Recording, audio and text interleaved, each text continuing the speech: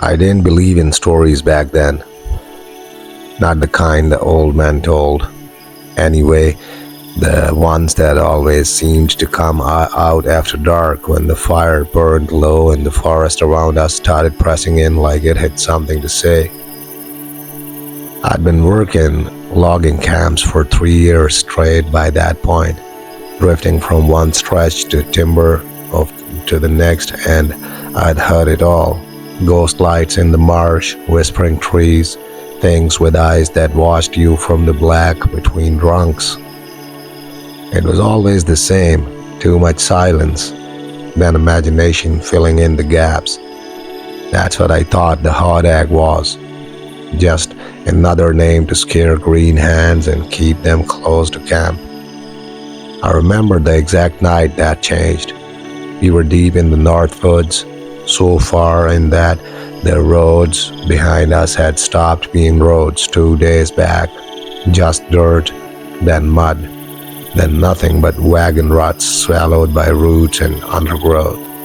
Pines everywhere, endless, towering pines that blocked out the sky so completely you forgot what open space even looked like. Even during the day, the light came down in thin, sickly beams like it had to fight its way to the ground. At night, it was something else entirely. Dark didn't fall there, it took over. That evening had been colder than the rest, not just the usual forest chill, the kind that seeps into your bones and sits there, but something sharper, something that made the air feel thinner, harder to breathe. I remember rubbing my hands together near the fire, watching the others talk low among themselves. Their voices stayed quiet, even for me who'd spent months out here. I noticed that. Loggers aren't quiet people, but that night, nobody wanted to be the loudest voice. Something's off, one of the older men muttered. I think his name was Keller. He kept staring past the firelight into the trees like he expected something to step out at any second. I smirked back then, shook my head. Wind's just changing, I said. You all hear a branch crack and start writing your wills. Nobody laughed. Keller didn't even look at me. He just said, real flat, you ain't been here long enough. That should have been my first warning. The fire burned lower as the night stretched on, and one by one, the men turned in. Canvas tents, rough bedrolls, the usual setup. I stayed up a little longer than the rest, feeding the flames, listening to the forest settle into that deep, unnatural quiet it gets just before midnight. No insects, no owls, not even the wind. It was like the woods were holding their breath. That's when I heard it. At first, I thought it was the wind, just a low shift through the trees somewhere far off, but it didn't move like wind, didn't rise or fall the way it should. It stayed steady, dragging, like something heavy being pulled across the forest floor. I sat up straighter, listened. There it was again, a long, scraping sound. Not close, but not far either. I remember telling myself exactly what it had to be. A fallen branch, maybe a tree settling, bark grinding against bark, something normal, something explainable. But then it came again, and this time there was something underneath it.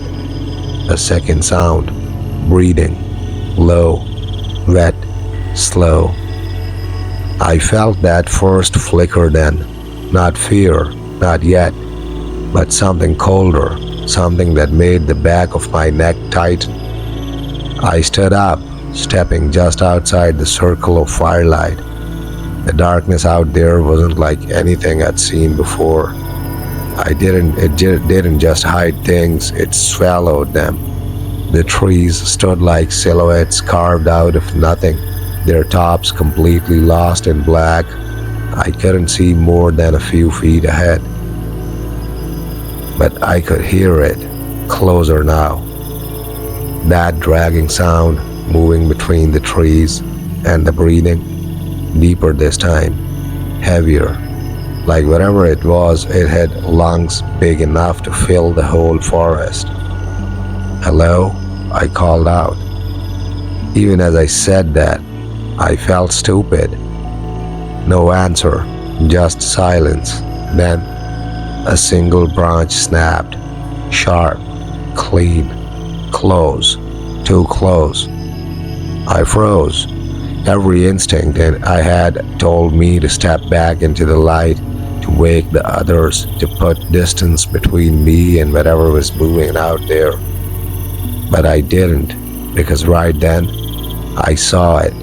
Not clearly, not fully, just a shape. Low to the ground, longer than animal I'd ever seen.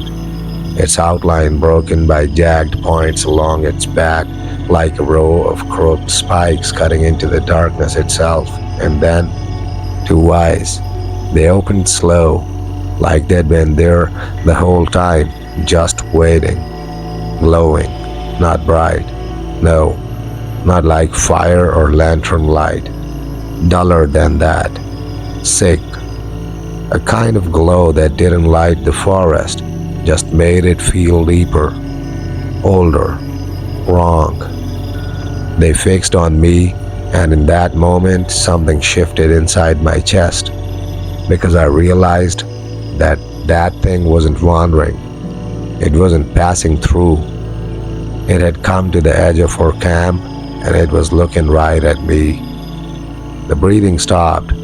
The forest went dead still, and then, from somewhere deep in his throat, it let out a sound I still hear in my sleep. Not a roar, not a growl, something worse. A slow, guttural noise like wood splintering under pressure, like something ancient forcing itself to move again after a long, long time. I stumbled back into the firelight. The glow vanished, the shape was gone, and just like that, the forest came back to life. Wind in the trees, distant insects, the crackle of the fire, like nothing had ever been there at all.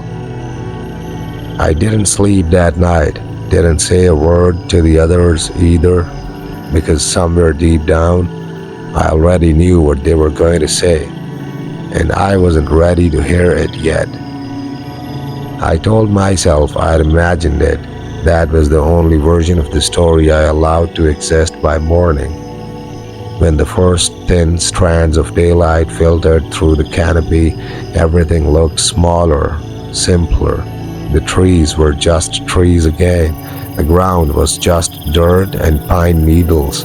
The place where I'd seen those eyes the night before, where I'd felt them watching me, was empty. No movement, no sign anything had ever stood there at all. That's how the forest tricks you. It resets. It makes you doubt your own memory. I kept quiet as the others woke, rolled their shoulders, stirred the fire back to life. Nobody asked why I looked like I hadn't slept, and I didn't offer it.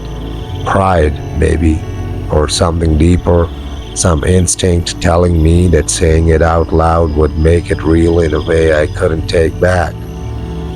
But I watched them, carefully, waiting for some sign that no one of them had heard it too, that someone else had seen those eyes. Keller noticed me staring. He was already awake when I looked over, sitting on an overturned crate, chewing slow, his gaze drifting past the camp like he was measuring something in the trees.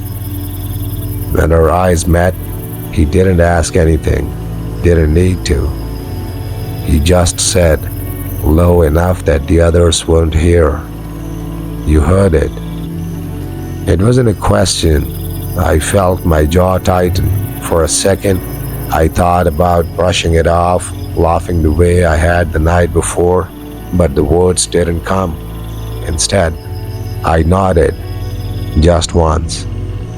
Keller didn't look surprised, didn't look relieved either. He just spat into the dirt and stood up, brushing his hands together like this confirmed something he'd already been thinking. "Did you see it?" he asked. There was a weight to that word, it, like he didn't want to name it out loud. "Something," I said, "out there past the fire, big, low, had spikes or something along its back." I hesitated before mentioning the eyes, but he noticed. They glow?" he asked quietly. I looked at him. That cold feeling from the night before came creeping back in. "Yeah." Keller exhaled slow, like that was the answer he had been expecting. Then he did something that bothered me more than anything else. He looked around, not at the forest, but at the other men, making sure none of them were close enough to hear. And then he said, almost under his breath, "You don't go past the tree line alone after dark anymore." I let out a short laugh. It came out thinner than I meant it to. "That's it?" I said. "That's your explanation?" Keller finally looked at me properly then. There was no humor in his face. "No," he said. "That's your warning." Something in his tone shut me up. For a few seconds, all I could hear was the dull thud of axes starting up again as the others got to work, the rhythm echoing through the trees like a heartbeat. I lowered my voice. "What is it?" I asked. Keller didn't answer right away. He just stared out into the forest again, that same distant look in his eyes, like he was remembering something he didn't want to. Finally, he said, "They call it the Hodag." The name hung there between us. I waited for him to smile, to admit it was just another camp story, something to keep men from wandering off drunk into the woods. But he didn't. "Big as a bear," he went on, "longer, built low to the ground, skin like old bark, spines down its back sharp enough to tear through timber if it wants to." My stomach tightened slightly. "And the eyes?" I asked. Keller's jaw tightened. "People say they don't shine," he said. "Not like light. More like they swallow it, like you're looking into something that's deeper than it should be." I didn't like how accurate that felt. "So what?" I stared.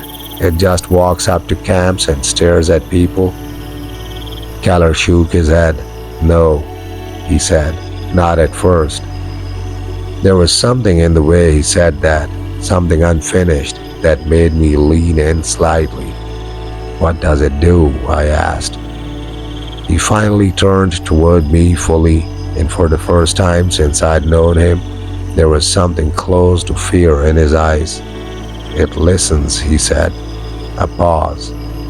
"Watches. Learns how many of you are there, who stays up, who wanders off, who's slow, who's alone." A faint chill crawled up my spine. "That's just stories," I said, but my voice didn't carry much conviction anymore. Keller didn't argue, didn't try to convince me. He just said, "Maybe." Then he leaned in slightly closer, "But I've seen what it leaves behind." That landed heavier than anything else. "What does it leave?" I asked. For a moment, I thought he wasn't going to answer. His eyes drifted again to the edge of the camp where the trees began. Then quietly, "Nothing," he said. The word settled into me like a weight. "No tracks," he continued. "No blood, no bodies." A long pause. Just empty space where something used to be. The axes kept striking in the distance. Thud, thud, thud. I swallowed. That doesn't make any sense. Keller gave a small, humorless shrug. Neither does it, he said. We stood there in silence for a while after that. The morning had fully taken hold by then, sunlight pushing through the branches, and the normal sounds of work filling the air. To anyone passing by, it would have looked like just another day in camp. But something had shifted. I could feel it now, the way the men stayed closer together, the way their eyes kept drifting toward the tree line, the way no one stepped too far beyond the sound of the others, even in daylight. I tried to shake it off, tried to convince myself that I was letting their stories get into my head, but as the hours passed, something else started to bother me. Something small, something I hadn't noticed at first. The ground, right where I'd seen it the night before, it looked wrong.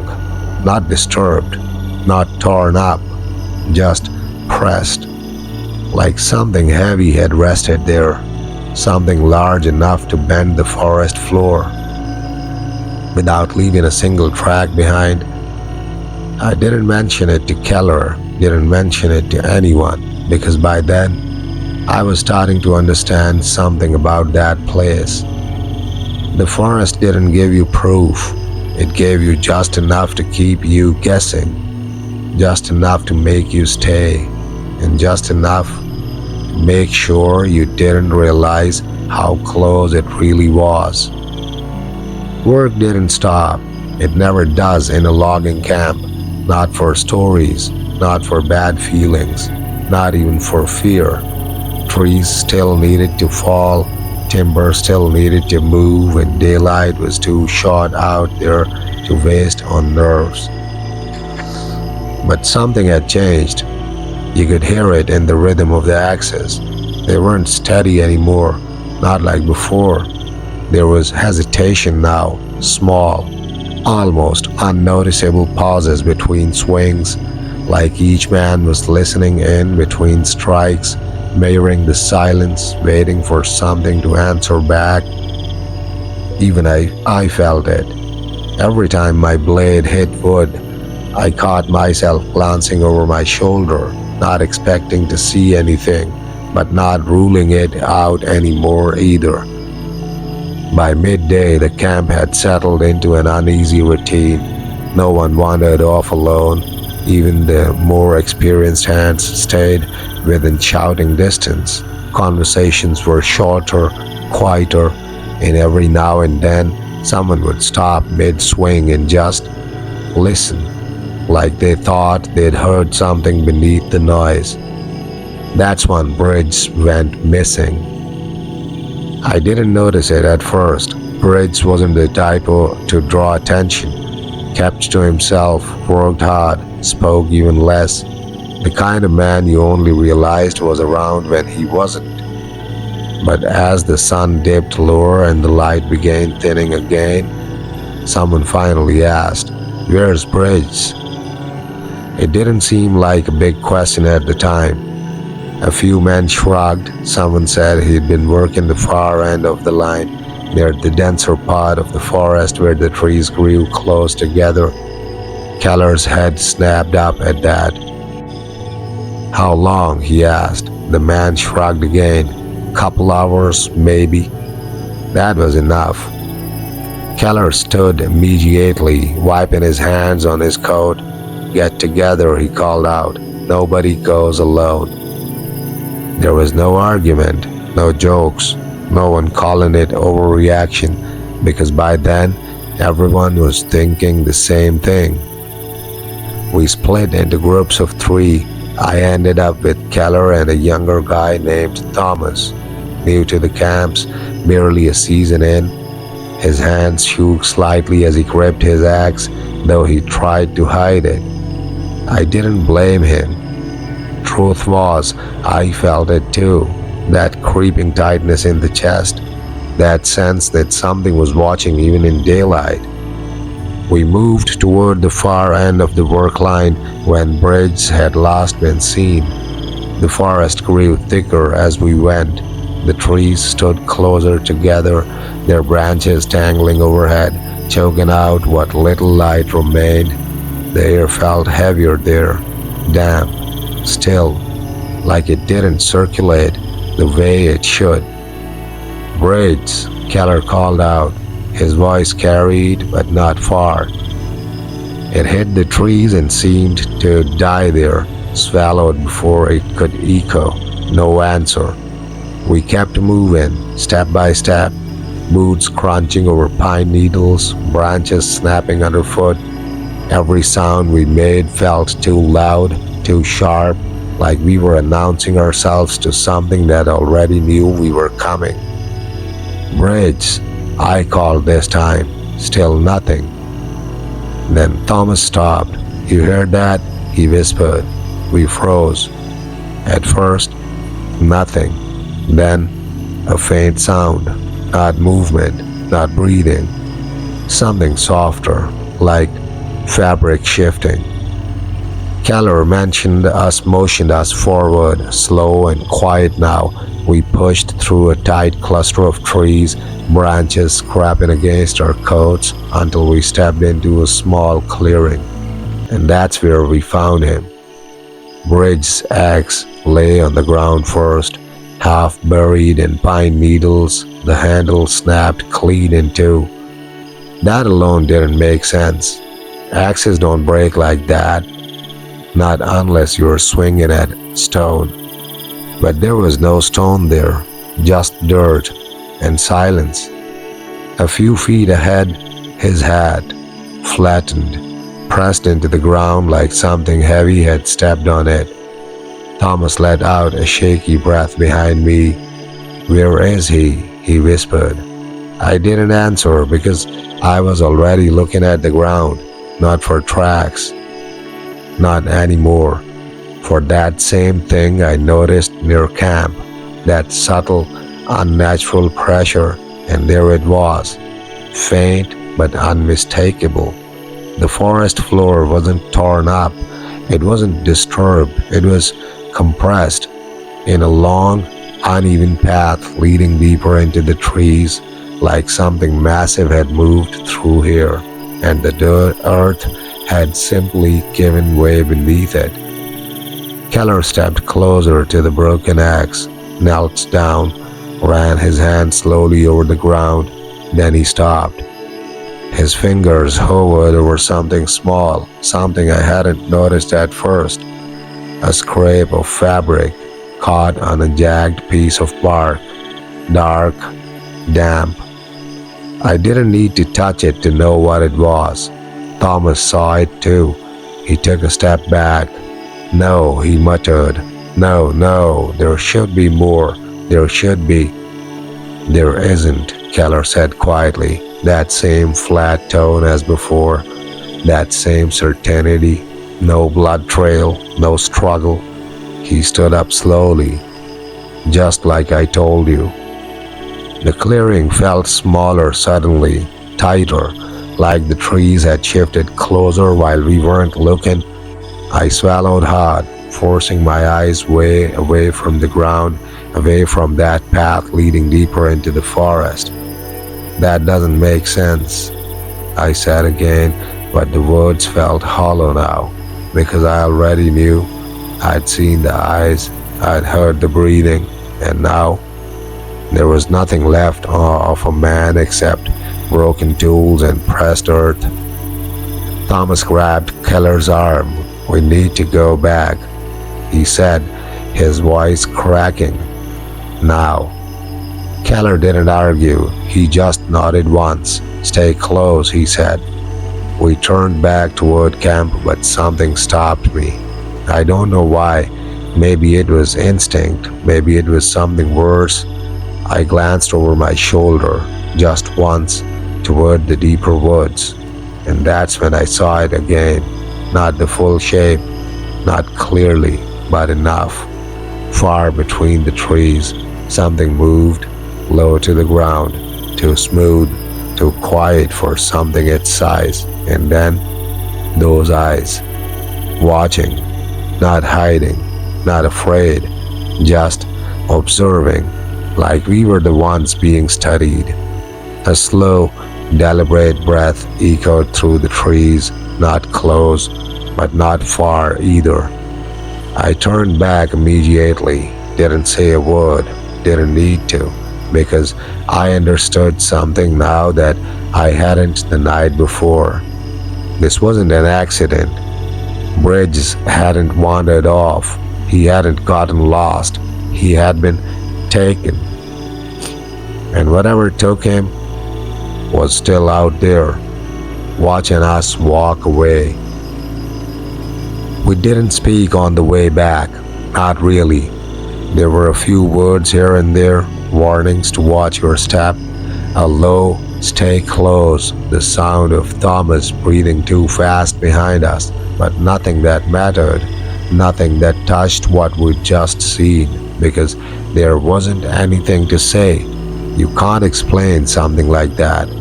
A man doesn't just disappear, not in the middle of the day, not with an axe in his hand, not without a fight, without a sound, without anything left behind except a broken handle and a patch of ground that looked like it had been pressed instead of disturbed. The forest didn't feel the same on the way back. It had changed, or maybe we had. Every tree looked taller, closer, like they were leaning inward, listening. The light seemed dimmer than it should have been, even though the sun hadn't dropped much further.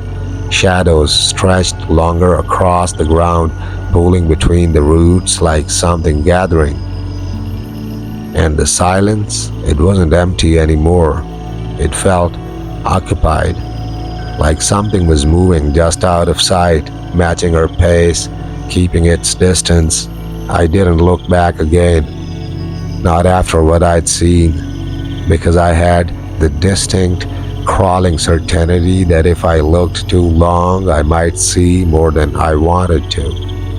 When we reached camp, the others know immediately.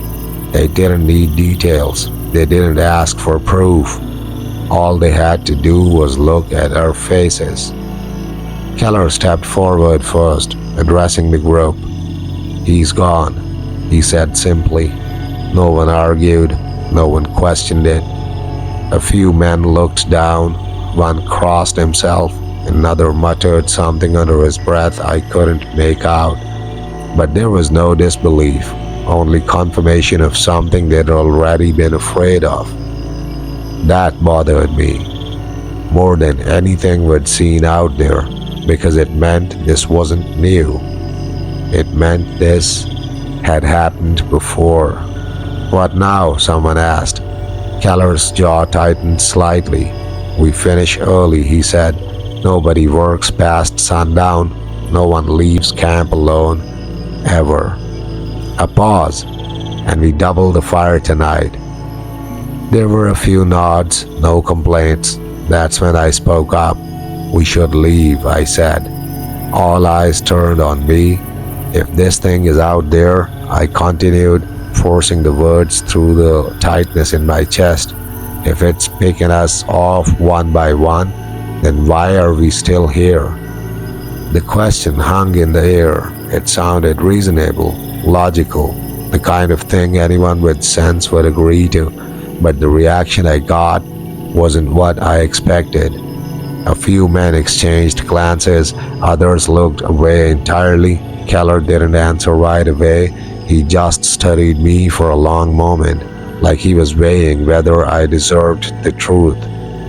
Finally, he said, "You think it stops if we leave?" There was no challenge in his tone, just a quiet, unsettling curiosity. I frowned. "What's that supposed to mean?" Keller gestured vaguely toward the forest. "This place," he said, "you think it belongs to us? That we just pack up, walk out, and whatever's out there let us go?" A slow, creeping unease settled deeper into my chest. "That's exactly how it works," I said, though my voice lacked the certainty I wanted to have. "We leave, we get back to the road, we..." "You don't understand yet," Keller cut in. Not harsh, not angry, just final. A silence followed, heavy, uncomfortable. Then one of the older men, Harlan, I think, spoke up from near the fire. "He's right about one thing," he said. "We can't stay blind to it." Keller nodded slightly. "No one's blind," he replied. "Then we should show him," Harlan said, glancing at me. Something about that made my stomach tighten. "Show me what?" I asked. No one answered right away. Instead, Keller let out a slow breath, then mentioned for me to follow. "Come on," he said. I hesitated just for a second, then I went. We didn't go far, just to the edge of camp, right where the last thing of trees began. The same place I'd stepped the night before when I first saw it. But this time, we weren't stopping there. Keller kept walking, deeper. "Where are we going?" I asked. "You'll see," he said. The others didn't follow. That should have been another warning.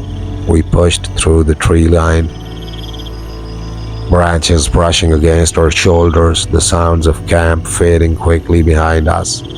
It didn't take long before the forest swallowed everything, the firelight, the voices, even the sense of direction.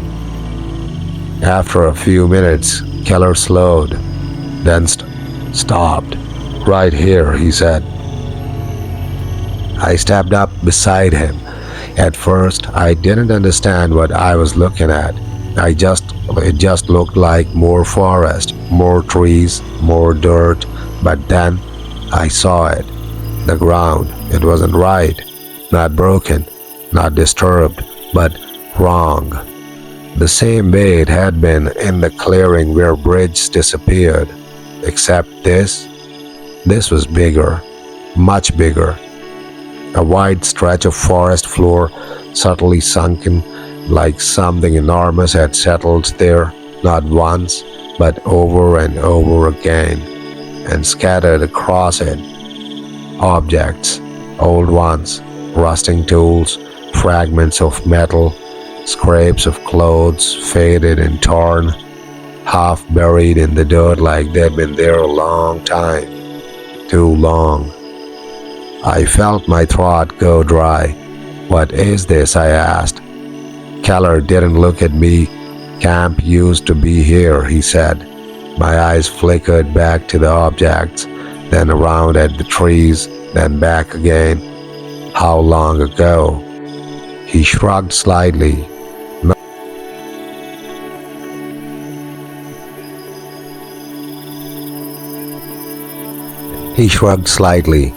"No one knows for sure," he said. "Years, maybe more." A slow, heavy realization began to form in my mind. "They left?" I asked. Keller finally turned to me, and this time, there was no hesitation in his answer. "No," he said. "They didn't." The forest felt colder suddenly, quieter, like it was listening again. I swallowed hard. "Then what happened to them?" Keller held my gaze for a long moment, then quietly, "Same thing that happened to Bridge." My chest tightened. I looked back at the ground, at the scattered remains of a camp that had simply ceased to exist. No graves, no bones, no sign anyone had ever fought to survive, just absence. And that same unnatural pressure in the earth, like something had come through and taken everything with it. A faint sound drifted through the trees then, soft, distant, but unmistakable. That dragging noise, slow, heavy, moving somewhere out there beyond the edge of sight. I felt it before I even thought it, that instinct, that warning. I turned slightly, scanning the darkness between the trunks. "Did you hear that?" I whispered. Keller didn't answer. He didn't need to. because I could see it in his face. He had heard it too, and this time it wasn't far away. We didn't run. That's the part that still unsettles me when I think back on it. Every instinct in my body was screaming to move, to run, to push through the trees, to get back to the fire and the others in something that felt even remotely safe. But Keller didn't move, and for some reason, neither did I. We just stood there, listening. That dragging sound came again, closer this time, slow, deliberate, like something that wasn't in a hurry. Branches shifted somewhere deep in the forest, not snapping, not breaking, just moving, as if something heavy was pressing through them without needing to force its way. The air changed. It thickened, like the forest itself was reacting. "Don't run," Keller said under his breath. I glanced at him. "You serious?" I whispered. He didn't look at me. "Running makes you pray," he said. A pause. "And it already knows we're here." That didn't help. If anything, it made the cold feeling in my chest settle deeper. The sound stopped, just like that. No fading, no retreat, just gone. The silence that followed was worse than the noise, because now there was nothing to track, nothing to measure distance with, nothing to tell us whether it had moved away or gotten closer. I swallowed, forcing myself to breathe slow. "Maybe it left," I said, though I didn't believe it. Keller shook his head once. "No," he said. "How do you know?" He finally turned his head slightly, just enough for me to see his expression, because the forest hasn't let go yet. I didn't understand what he meant, not until I noticed it. The trees, they weren't moving. No wind, no rustle, no life at all. It was the same unnatural stillness from the night before, but stronger now. Heavier, like everything around us had frozen in place, waiting. And then, that breathing came back, closer than before, not loud, but there. A slow inhale followed by a wet, dragging exhale that seemed to echo between the trunks. My skin tightened instantly. It wasn't distant anymore. It wasn't hidden. It was near, too near. I turned my head slowly, trying to pinpoint where it was coming from, but the sound didn't behave the way it should have. It didn't travel cleanly. It felt like it was coming from everywhere at once, slipping between the trees, bending around them. Then something shifted to our left, a shadow, low, moving. I saw it for half a second, just enough to know it was real. Too long to be any animal I knew, too smooth in the way it moved, and those jagged shapes along its back, uneven, sharp, cutting into the outline of its body like broken teeth. I sucked in a breath. "There," I started. "Don't point," Keller snapped quietly. I froze. "Why?" "Because it sees that as interest," he said. Interest. The word hit wrong, like we weren't dealing with an animal at all. Like we were dealing with something that interpreted behavior, something that watched, learned. I lowered my hand slightly.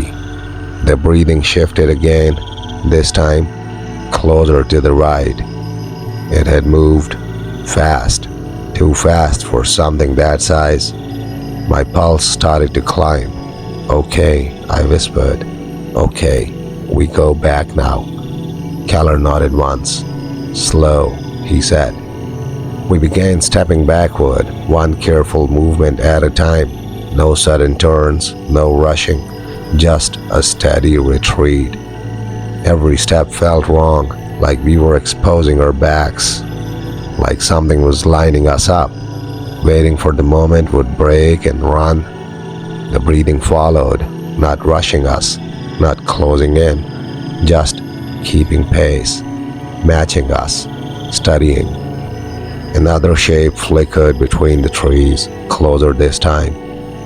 I saw more of it, a thick, low body, something like muscle layered or something harder, and those spines longer than I thought, uneven, rising, falling along its back like a ridge of sharpened bone. And then the eyes. They didn't appear all at once. They formed, slowly, like they were separating from the darkness itself, fixed on us, unblinking, that same dull, sick glow, not lightening the forest, just making it feel deeper. My chest tightened. It wasn't just watching us, it was mirroring us. I could feel it, the way its gaze lingered, moved slightly between me and Keller, then settled again, calculating. We kept stepping back, closer to where the camp should have been, closer to where the firelight would break through the trees, but it didn't come into view yet. The forest stretched longer than it should have, deeper, like something was holding us there just a little longer than necessary. Then a sound broke through the silence, faint, distant, but human. A voice calling out from camp. Keller. It echoed weakly through the trees, and for the first time, the thing reacted. The breathing stopped, the eyes flickered, just slightly. Not fear, not retreat, something else.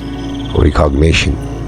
Like it had just learned something new, something important. The moment stretched, then it moved, not toward us, not away, just sideways, slipping between the trees with a speed that didn't match its size, its form breaking apart into shadow until it was gone, completely gone. The forest exhaled, wind returned, branches stirred, the world snapped back into place like nothing had happened. I didn't wait. Go, I said. This time, Keller didn't argue. We turned and moved, fast, not running, but no longer pretending we had control over the situation. The camp came into view seconds later, firelight flickering through the trees like a lifeline. The others were gathered near the edge, tension thick in their posture. What happened? Someone asked as we stepped out. Keller didn't answer right away. He just looked back at the forest, long, silent. Then he said something that settled deep into my bones. It came closer, he said, and it listened. I felt my stomach drop because I understood exactly what that meant. That voice from camp, that single call echoing through the trees, it hadn't just scared the thing off. It had given it something, a sound, a pattern, a way to understand us. And as I stood there, catching my breath, staring into the dark line of trees just beyond the firelight, I couldn't shake the feeling that we had just made a mistake. A small one, a simple one, but one that something out there was going to remember. That night, no one raised their voice, not even by accident. It wasn't something we agreed on. It just happened, like we all understood, without needing to say it. That sound carried different now. That every word, every laugh, every careless shout wasn't just noise anymore. It was information.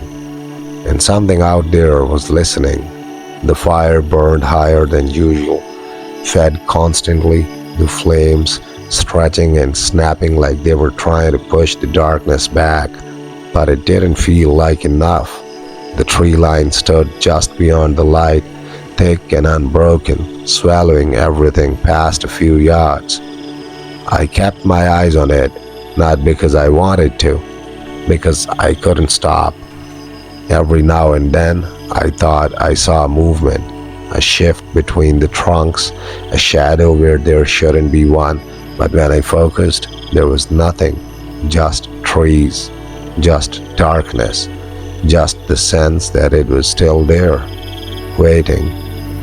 The others sat close together, tighter than I'd ever seen a group of loggers sit. Men who usually needed space now leaned shoulder to shoulder, their backs to the fire, their eyes fixed outward, like they were guarding against something they knew could come from any direction. Keller stood near the edge of the light, arms crossed, silent. He hadn't said much since we got back, just enough to keep order, just enough to keep everyone close, to make sure no one drifted too far. I moved over to him after a while. We should set watches, I said quietly. He nodded once. Already done, he replied. Paris, no one alone. That word again. Alone. I glanced around the camp. How long has it been like this? I asked. Keller didn't answer right away. He kept staring out in the trees. Then, quietly, long enough. That didn't tell me anything, but it told me enough. Before I could press further, a voice spoke up behind us. You think it heard us? It was Thomas. He looked worse than before, pale, eyes darting, hands restless like he didn't know what to do with them. Keller didn't turn. Yes, he answered. Thomas swallowed. And that changes things? Keller finally looked at him. It always does. The fire cracked loudly between us, too loudly.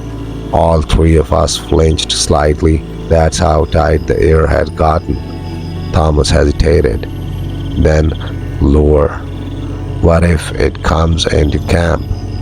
The question settled over everyone. Even the men pretending not to listen, listened. Keller didn't hesitate this time. Then we stay together, he said. We keep the fire high and we don't give it what it wants. I frowned slightly. What does it want? I asked. Keller looked at me again, and there it was. That same look from earlier. The one that meant I wasn't going to like the answer. Separation, he said. A pause. Confusion. Panic. My chest tightened slightly, so it doesn't just attack. Keller shook his head. No, not like an animal. That word again. Not like an animal. The idea settled wrong in my mind because everything about this thing, the size, the shape, the way it moved, it should have been simple, instinct, hunger, territory, but it wasn't. It was something else, something that waited, something that watched, something that learned. A sudden sound cut through the camp, soft but clear, a voice from the trees. Hey. Everyone froze. Every head turned toward the same direction, just beyond the firelight, where the darkness began. I felt my heart drop instantly because I recognized that voice. It was one of ours. It sounded like Harlan. Over here, the voice called again, closer this time, too close. Thomas took a step forward. That's him. He must have gone out earlier. Keller's hand shot out, grabbing his arm hard enough to stop him. No, Keller said. Sharp. Final. Thomas blinked at him. But that's not him. The voice came again. Come on, I found something. It was perfect. The tone, the cadence, even the slight rasp Harlan had when he spoke. If I hadn't been standing there, if I hadn't heard Keller's warning just minutes before, I would have believed it. Hell, I almost did anyway. A murmur spread through the camp. Confusion, uncertainty, men shifting where they stood, trying to decide what they were hearing. What if it's him? Someone whispered. What if he's hurt? that hesitation, that tiny fracture in the group. I felt it immediately, and I knew this was it. This was what Keller meant. Stay where you are, Keller barked suddenly, louder than anything else that night. The voice from the trees stopped, dead, like silence dropped over the forest again, thick, waiting. Then, that sound, low, deep, that same guttural noise I had heard the first noise. But this time, there was something different in it, something layered, like it was trying to form something more than just sound, a warped imitation, a broken echo of something human. My skin crawled. It's learning, Thomas whispered. No one corrected him, because we all knew he was right. A faint movement passed between the trees, far out but visible, that long, low shape slipping just beyond the edge of the firelight, watching, always watching. And then the eyes appeared again, farther back this time, dimmer, but still there, still fixed on us. The fire cracked louder. Someone fed more wood into it, the flames rising higher, pushing the light just a little further out. The eyes didn't move, didn't blink, didn't disappear. They just stayed for a long time. Long enough for the silence to settle deep into our bones. Long enough for the fear to stop feeling sharp and start feeling permanent. Eventually, they faded. Not suddenly, not like something leaving, more like something stepping back, letting the darkness take it again. No one moved for a while after that. No one spoke because there was nothing left to say. We had seen it, heard it, understood it, and now there was no pretending anymore. This wasn't just something in the forest. This wasn't just a creature. This was something that watched us, learned us, and was slowly figuring out exactly how to break us apart. No one slept, not really. Men lay down, sure, wrapped in blankets, backs pressed close to one another, eyes shut, but every small sound snapped them awake again. A shifting log in the fire, a branch settling somewhere in the dark, even the quiet shuffle of someone turning over. It all felt too loud, too sharp, and every time it happened, every single time, someone looked toward the trees, waiting, listening, expecting that voice to come again. It never did, not that night, and somehow that made it worse, because silence out there wasn't empty, it was patient. By the time the sky began to lighten, the camp looked different, not physically, but in the way people moved, slower, heavier, like the night had taken something out of them and not given it back. Thomas was the worst. He hadn't stopped staring at the tree line since the voice. Even when the light came through, even when the forest started to look like something normal again, he didn't trust it. I didn't blame him, neither did Keller. "We pack up today," Keller said, loud enough for everyone to hear. That got a reaction, immediate. "You said we don't leave," one of them shot back. Keller nodded once. "I said we don't leave blind," he replied. We're not blind. We move together, stay tight, no stragglers." That word again, stragglers. The idea of falling behind, even by a few steps, made something tighten in my chest. "What about the timber?" another man asked. "We leave all this behind?" Keller didn't hesitate. "Yes." That settled it. No one argued after that, because whatever this job had been worth before, it wasn't worth it anymore. Not after Bridge, not after the voice, and definitely not after what we'd seen in the trees. We started packing immediately. Tools were gathered, supplies tied down, wagons checked and rechecked. Everything was done fast, but not careless. No one wanted to be the one who had to step even a few feet away from the others to retrieve something forgotten. The forest watched. I could feel it, even in daylight, especially in daylight, because now I knew it didn't need the dark. It just preferred it. I was tying down a bundle near the edge of camp when I noticed Thomas again. He drifted, not far, maybe 10 steps, but far enough that he stood just outside the main cluster of them, staring into the trees. "Thomas," I called. He didn't respond. "Hey." "I hear it," he said. His voice was low, flat. I felt that cold weight settle back into my chest. "What do you hear?" I asked, stepping toward him. Keller noticed too. I saw him start moving from the other side of camp. Thomas didn't look at me. "It's calling again," he said.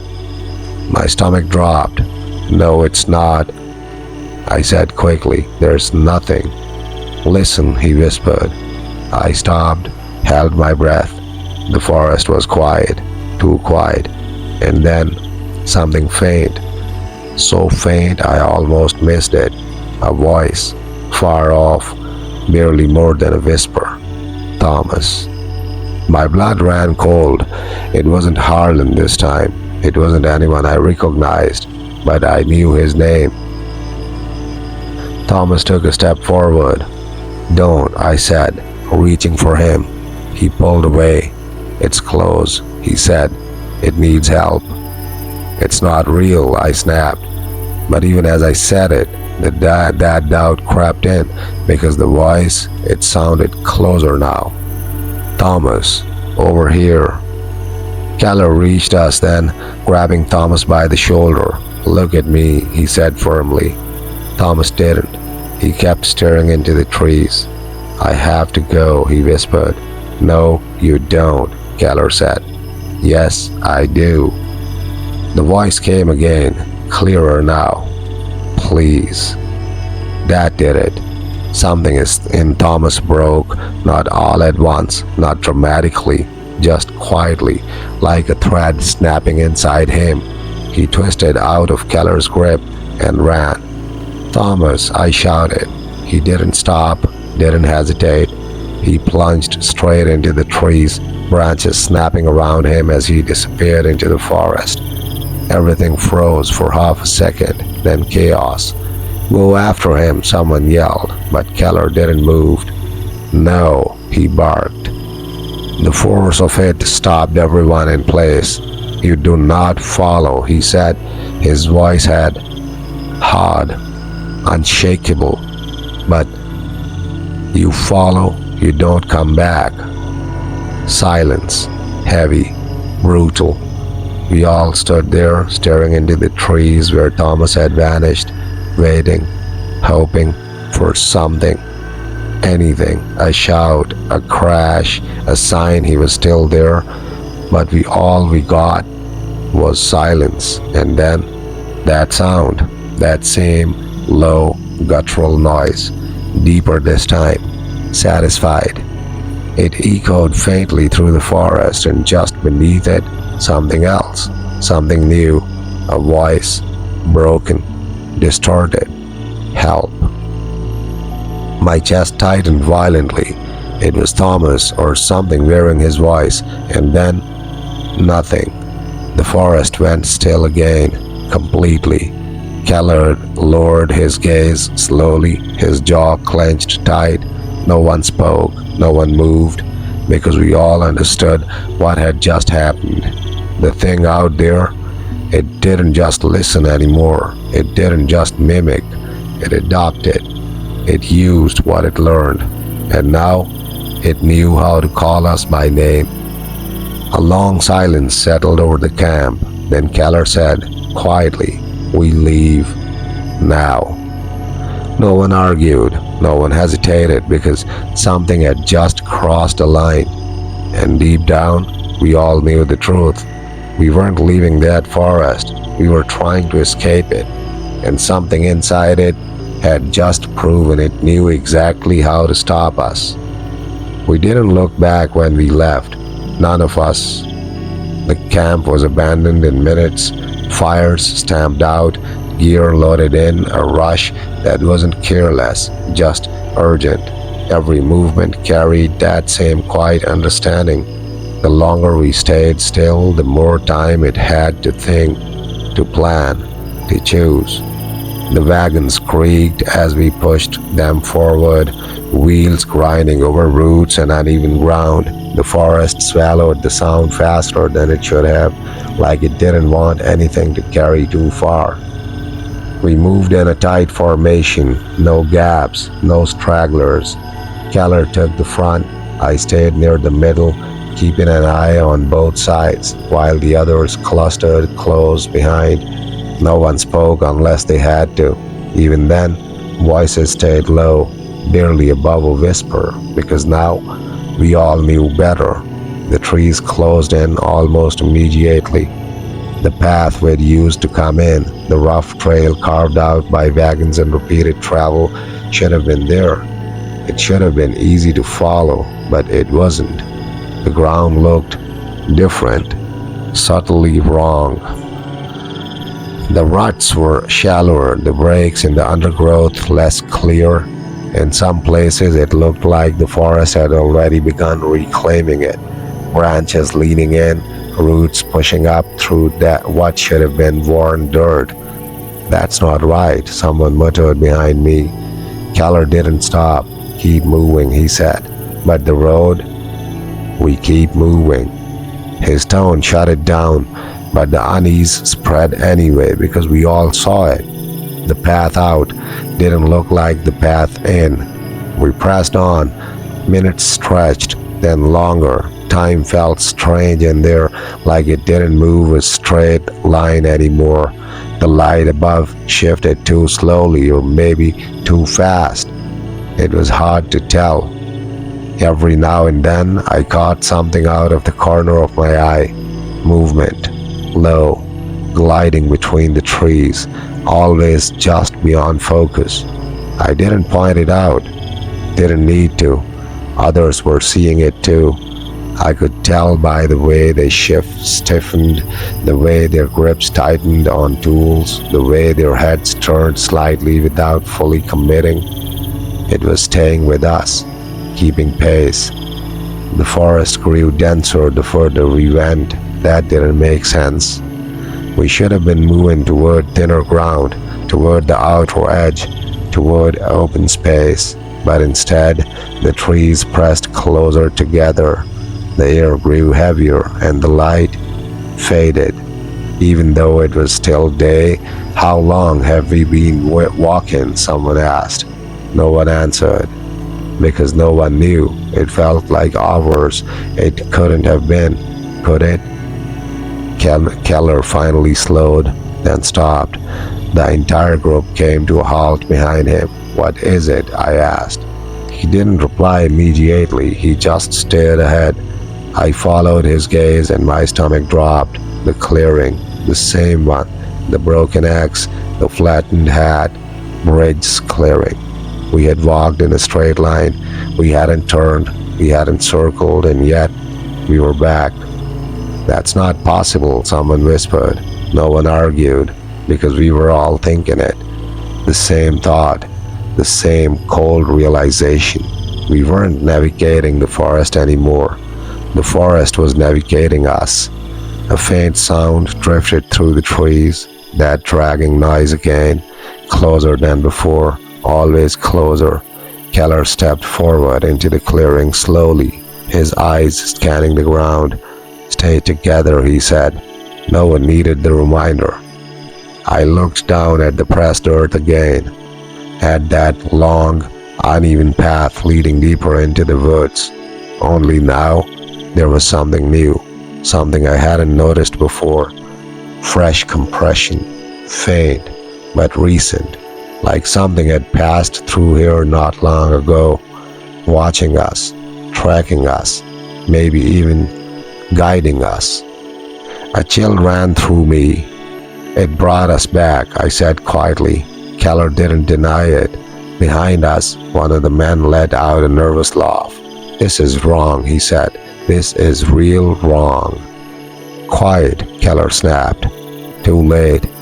The forest reacted. The air tightened instantly. That unnatural stillness dropped over everything again. And then, a voice. Close. Too close. "Hey." It came from just beyond the trees. Soft. Familiar. I turned slightly before I could stop myself. It sounded like me. My breath caught.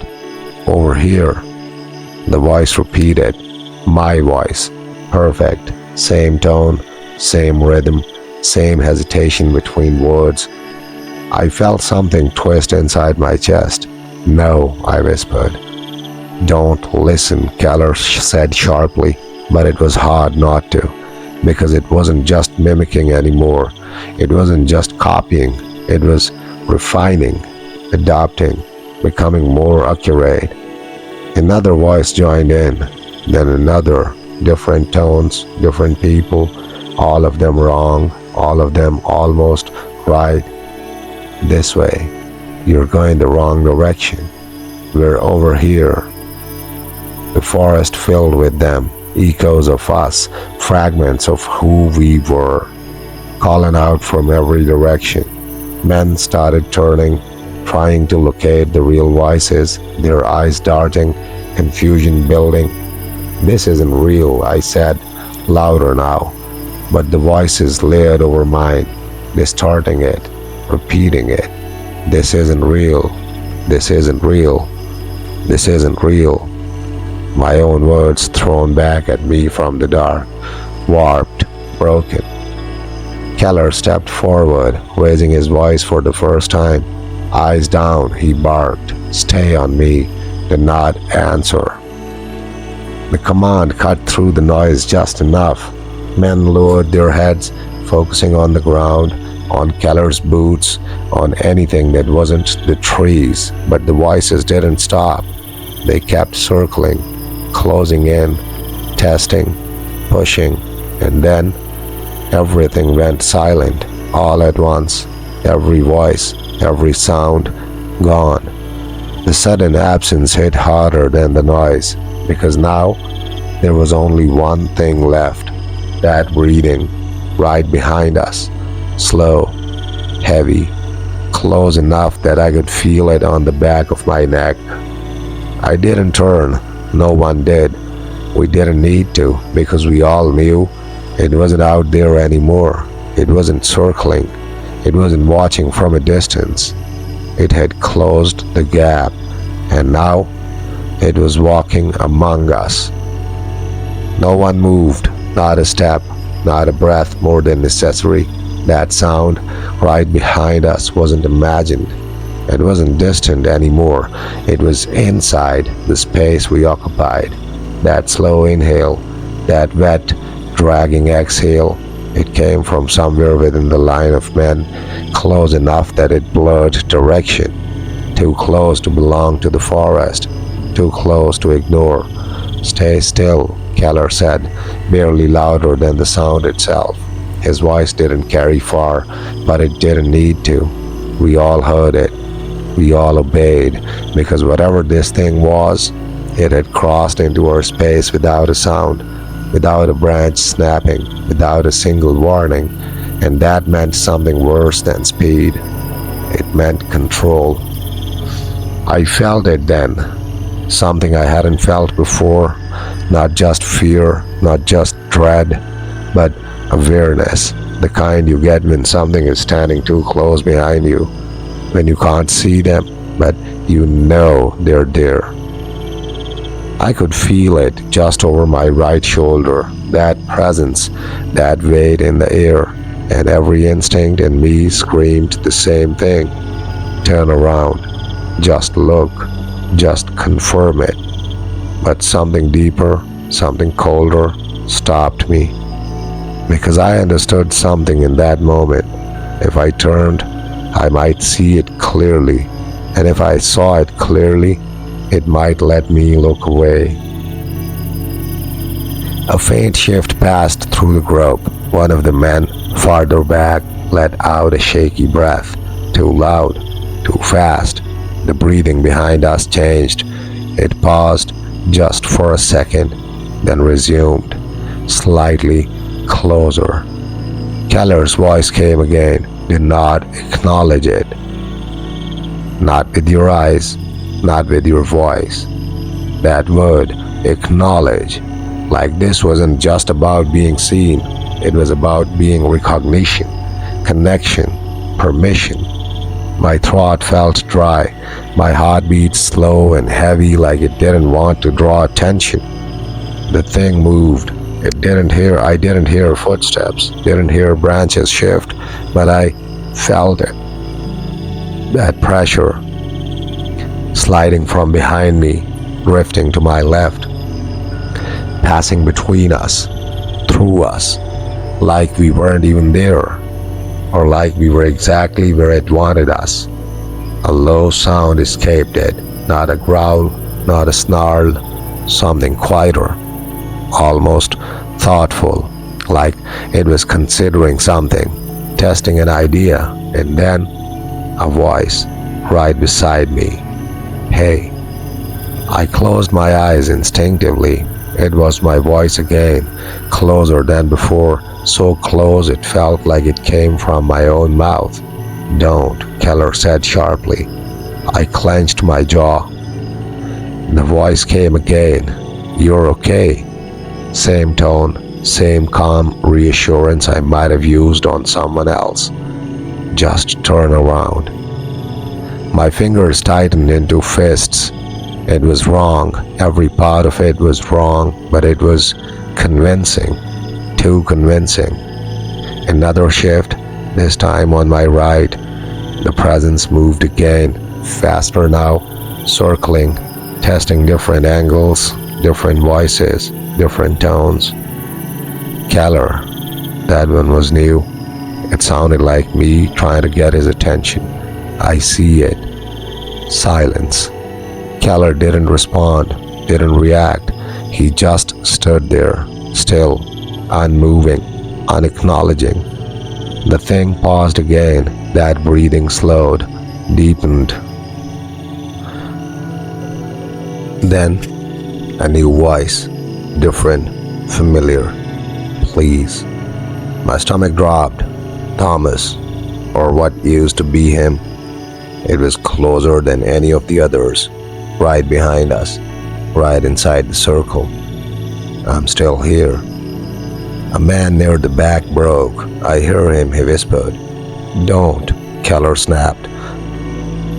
But it was too late. The man turned, just slightly, just enough.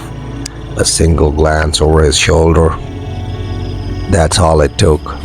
The sound that followed. I don't have words for it. It wasn't a scream, not fully. It started like one, sharp, human, but it cut off too fast, like something had swallowed it mid-breath. The line broke instantly. Men stumbled forward, panic snapping through them like a spark through dry wood. Stay together, Keller shouted, but it was already happening. That fracture, that separation, the one thing we'd been trying to avoid. I turned just enough to see, not fully, not clearly, but enough. A shape, right where the man had been. Low, massive, those jagged spines rising along its back like a broken ridge. And those eyes, closer than ever before, not glowing brighter, just deeper, endless. The man was gone. No blood, no struggle, no trace, just absence. The thing moved again, faster, slipping between us like it had always been there, like it belonged there. Men shouted, stumbling, trying to regroup. Keller pushed forward, grabbing two of them, forcing them back into formation. Together, he barked. Now. I snapped back into place beside him, heart hammering. The forest remained silent. No voices now, no tricks, no echoes, because it didn't need them anymore. It had proven something. It had tested something, and it had succeeded. We stood there breathing hard, eyes locked forward, refusing to turn again, because now we knew it didn't need to chase us. It didn't need to hunt us. All it had to do was make one of us look back. And just like that, we were already losing. The forest seemed to breathe around us, not just the wind, not just the trees, but a slow, measured pulse that pressed against my chest, making each step feel heavier than the last. Every branch we passed, every snapped twig underfoot carried the memory of the one who had vanished. Thomas. The weight of his absence clung to the air like a fog, thick and suffocating. Keller led us in silence, his pace deliberate, unbroken by doubt. I followed close behind, trying to match his calm, trying not to think about what lurked just beyond sight. But it was impossible. Every sense screamed at me, every instinct warning me that we weren't just walking through a forest. We were walking into its intentions. A faint mist had begun to rise among the trunks, clinging to the ground and curling around our boots like ghostly fingers. The sunlight filtered through the canopy, pale and fractured, but it didn't illuminate. It only highlighted shadows, shapes that seemed almost human, but wrong, too long, too crooked, too silent. They didn't move like living things, they moved like memories of living things. We came to a clearing, larger than any we'd seen before. The ground was churned as if something massive had passed through recently, leaving deep impressions in the soil. Branches lay broken, leaves shredded, and at the far edge, half buried in the dirt, was the remains of an old logging wagon. Wood splintered, metal twisted. No human hand could have done this alone. Keller stopped at the edge, crouching low to examine the tracks. I leaned beside him, stomach twisting.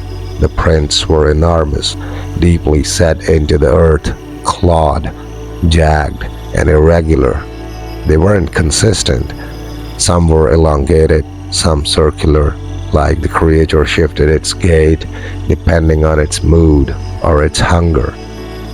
"It's been here recently," Keller said quietly, almost to himself, "and it's waiting." I swallowed hard, waiting for what? He didn't answer immediately. His eyes stayed fixed on the tracks. Then he said, finally, "For us to make a mistake." We moved forward carefully, following a barely perceptible trail into the heart of the forest. The trees grew denser, the mist thicker, and the silence more oppressive. Each step felt like walking through a dream I couldn't wake from. Every breath tasted like cold iron, and the scent of damp earth mixed with something else, something acrid and alive, like burnt rubber and rotting flesh.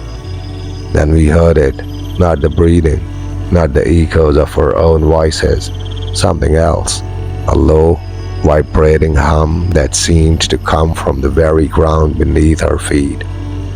It wasn't constant, it pulsed, rising and falling in time with something, a heartbeat, or was it ours beating too fast in our chests?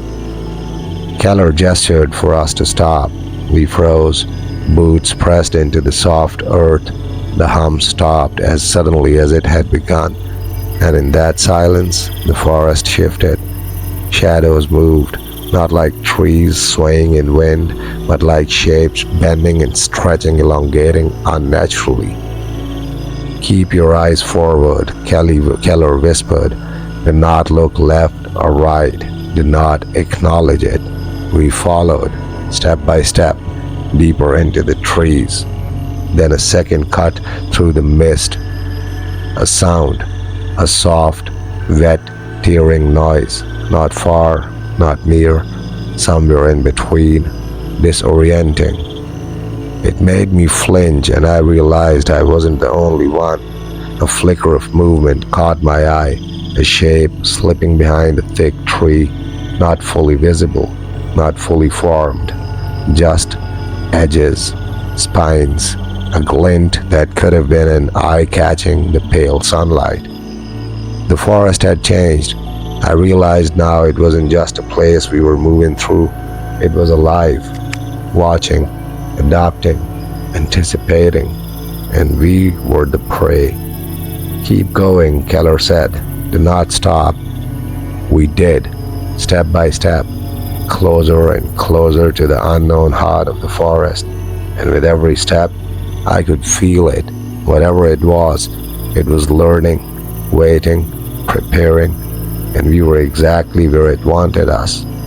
I swallowed hard, realizing the truth. We weren't escaping. We were walking straight into its world, straight into the heart of the Hodag. The forest seemed to close in around us, denser than any memory could justify. Branches tangled overhead, twisting like gnarled fingers, blotting out the pale sunlight and leaving us in a dim, suffocating green-gray gloom. The mist rose higher now, weaving around our legs, seeping into our clothes, clinging to skin and hair. Every movement felt sluggish, as if the air itself was trying to slow us down. Keller was ahead, silent, precise, every step deliberate. Behind him, we followed in near-perfect formation, our boots sinking slightly into the soft, loamy soil. But even as we stayed close together, I could feel it again, something watching, moving just beyond the periphery of vision, not randomly but with purpose, calculated, observing our rhythm, testing us. Then it started, a sound that made my stomach knot so tight I thought it would twist in half. Low, wet, grinding, not a growl, not a roar, but something in between, something that didn't belong in the natural order. It came from behind us, circling in a slow, deliberate pattern. I couldn't tell its direction. The mist, the shadows, the spines of trees, they all conspired to confuse the senses. "Thomas." The whisper floated on the air, faint but unmistakable. My heart stuttered. I froze mid-step. Keller grabbed my arm hard. "Do not," he hissed. The voice repeated, slightly louder this time. "Help me." It wasn't Thomas, not entirely. It sounded like him, but wrong, warped, hollow, stretched and sewn back together by something malicious. Other men began to shift, doubt flickering in their eyes. Whispers broke out. "Is that him? He's calling. We have to."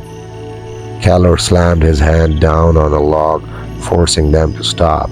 Quiet. Eyes down. The pause that followed was deafening. The forest seemed to lean in, waiting, and then the low, grounding sound resumed. Closer. Faster.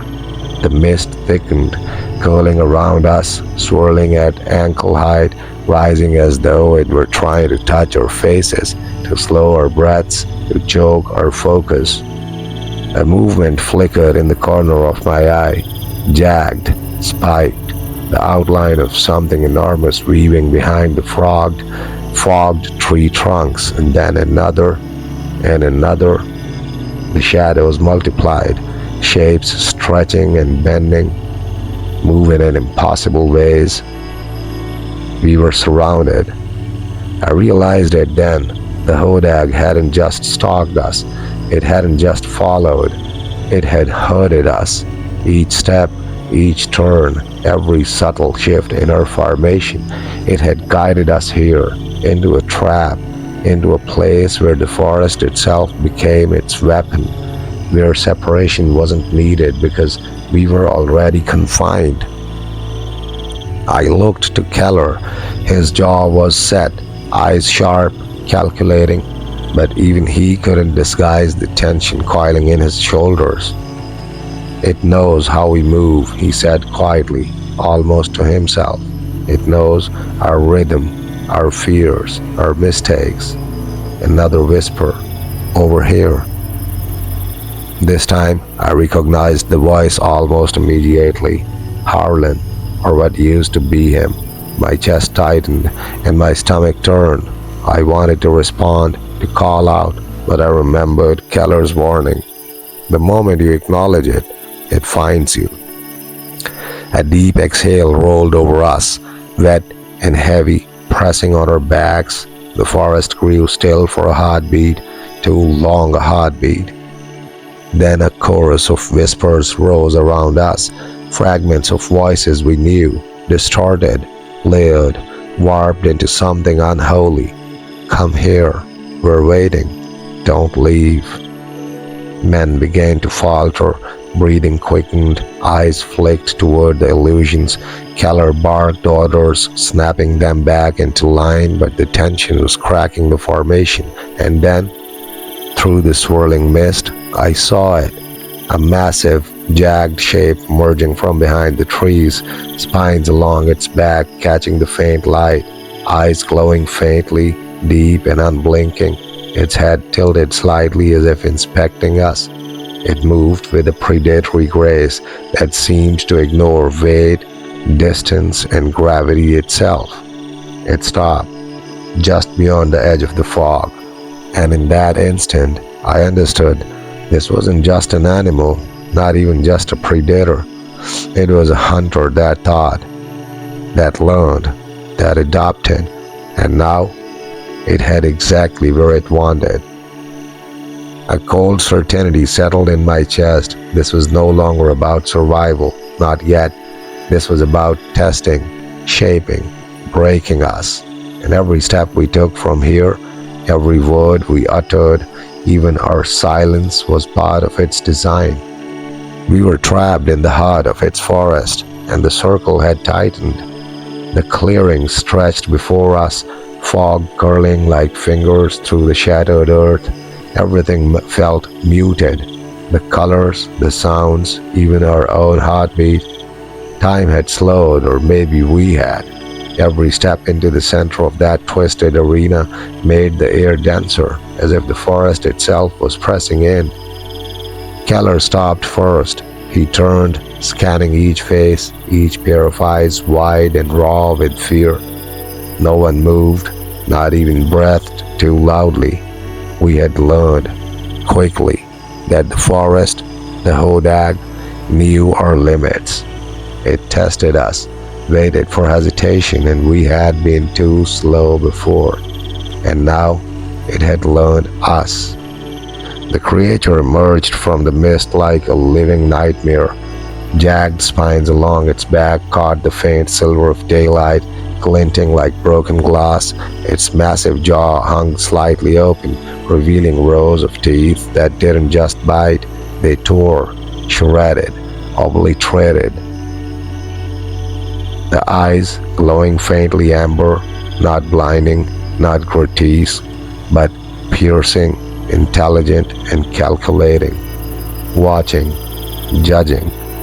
It didn't charge, it didn't roar, it circled, slowly, carefully, its claws pressed into the earth with unnatural precision, leaving jagged impressions that reminded us just how immense it was.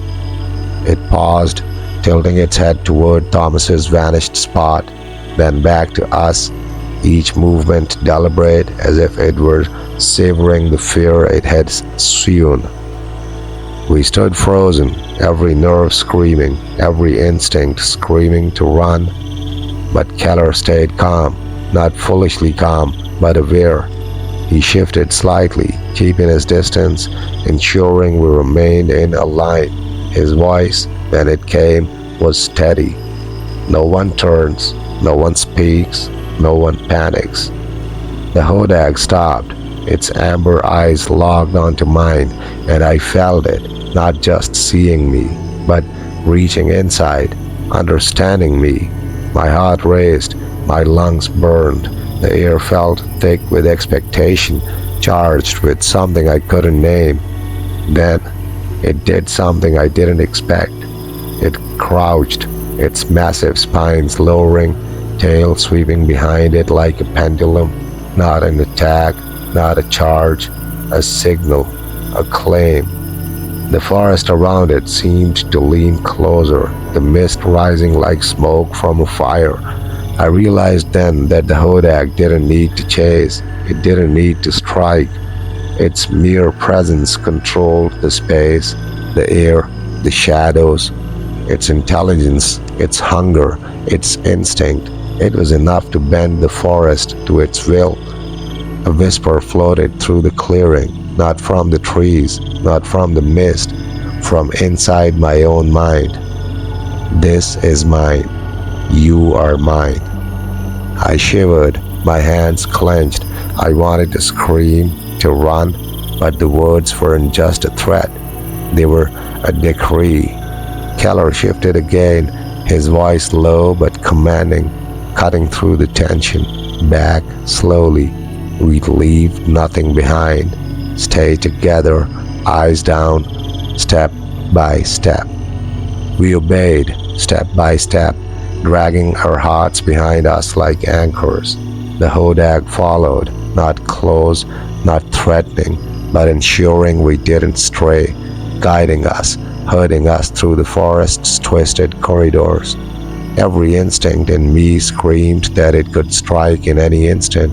Every shadow, every movement reminded me that it knew exactly where we were. Hours passed, or maybe minutes, I couldn't tell. The forest's rhythm had replaced by any concept of time. And when we finally stumbled upon the edge, where the mist thinned and the trees began to give way to distant promise of the logging trail, the Hodag paused. Its eyes lingered on us. Then slowly, it turned back into the shadows, its massive spines blending with the trees. One last glance, intelligent, ancient, victorious, and then it vanished. We didn't cheer, we didn't speak, we had survived, barely, but the knowledge lingered, coiling us deeper than any cold, deeper than any wound. The Hodag didn't hunt for food alone, it hunted for control, for fear, for respect. And the forest was its kingdom. We left the clearing, we left Thomas behind, we left the forest behind, but I knew with absolute certainty that the Hodag had marked us, not as prey, not entirely, but as witnesses, survivors, and perhaps one day, as the next mistake it would claim, we would never forget the amber eyes, we would never forget the spines, we would never forget the forest that moved with it, and the Hodag's claim. It had begun. It would never end.